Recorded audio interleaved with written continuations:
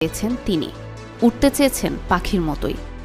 কিন্তু মানুষের তো ডানা থাকে না, তাতে কি স্বপ্ন দেখা থেমে থাকে?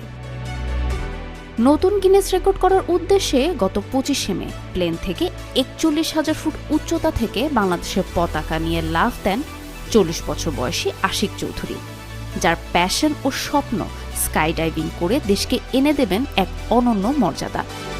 পেশায় একজন ব্যাংকার হলো সব সময়ই আউট অফ দ্য বক্স বা অন্যরকম কিছু করতে চেয়েছেন।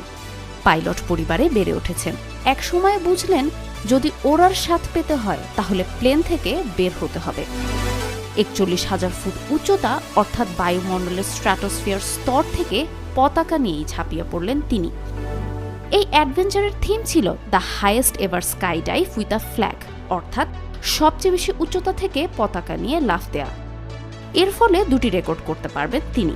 রেকর্ড দুটি হলো